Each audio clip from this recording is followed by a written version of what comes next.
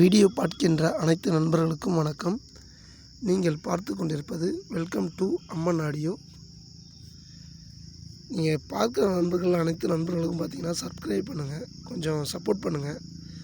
நிறைய நண்பர்கள் வீடியோ பார்க்குறீங்க, ஆனால் வீடியோ சப்போர்ட் பண்ணுறதில்ல. இப்போ பார்க்குற இந்த செட்டு பார்த்தீங்கன்னா ஏற்கனவே ஒரு சில டைம் இதில் டிரான்ஸ்ஃபார்மர் பார்த்தீங்கன்னா அடிக்கடி போயிட்டே இருக்குங்க அப்படின்னு சொல்லி கம்ப்ளைண்ட்டுக்காக வந்தது. என்னென்னு பார்க்கும்போது பார்த்திங்கன்னா இது சக்தியோட ப்ராலஜிக் போர்டு சக்தியோட டிரான்ஸ்ட்ரிபி ஐசியும் போட்டிருக்காங்க. ப்ளஸ் பார்த்திங்கன்னா ரவியோட ப்ராலஜிக் போட்டிருக்காங்க. டிரான்ஸ்ஃபார்மர்னு பார்த்திங்கன்னா 5 ஆம்பியர் போட்டிருந்தாங்க, 7 ஆம்பியர் போட்டிருந்தாங்க. 7 ஆம்பியர் போட்டு ஃபில்ட்ரு பார்த்திங்கன்னா 4700 MFT 50 வோல்ட்டில் போட்டிருந்தாங்கன்னு வச்சுங்களேன். அது பார்த்திங்கன்னா டிரான்ஸ்ஃபார்மருக்கும் இந்த போர்டுக்கும் பார்த்திங்கன்னா சப்ளை பத்தலை, ஆம்பியர் கம்மியாக இருந்தது. ஸோ அதனால் என்ன பண்ணிங்கன்னா இந்த டிரான்ஸ்ஃபார்மரை தூக்கிட்டு இதில் பார்த்திங்கன்னா டிரான்ஸ்ஃபார்மர் ப்ளஸ் ஸ்பீக்கர் ப்ரொடக்ஷனும் மாற்றியாச்சு. இது இப்போ காட்டுறேன் பாருங்கள். இதுதான் உள்ளது. இது பார்த்திங்கன்னா உங்களுக்கு தெரியும், ஏற்கனவே இருந்ததை பழசு காணிச்சவங்கக்கிட்ட. இப்போ இது இருக்கிறது பார்த்திங்கன்னா இந்த மாதிரி தான் போட்டிருக்கோம்.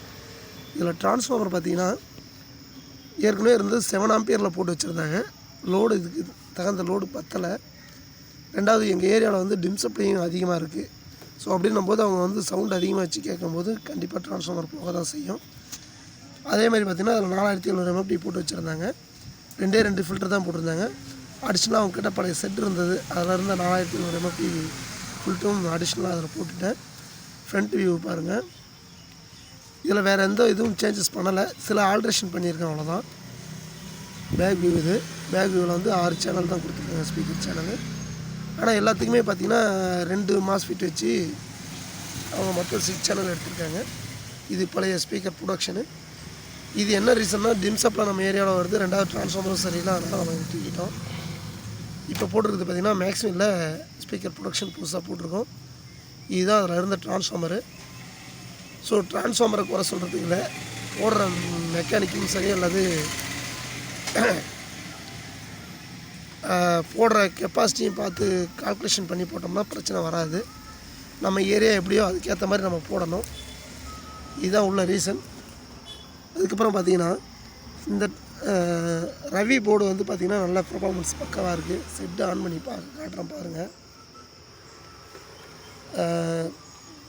வாய்ஸும் சரி, மற்ற இதுவும் கிளாரிட்டியும் சரி, ரவி இதில் நல்லாயிருக்கு. சப்புக்கு ஃப்ரீக்வன்சி மாதிரி அந்த இதுவும் கொடுக்கல, ஆனால் நல்லாயிருக்கு. சவுண்ட் வாய்ஸும் பக்காவாக இருக்குது. ப்ளே பண்ணி காணிக்கிறேன் பாருங்கள். பென்ட்ரைவ் போடுறேன், ப்ளே பண்ணுறேன் பாருங்கள்.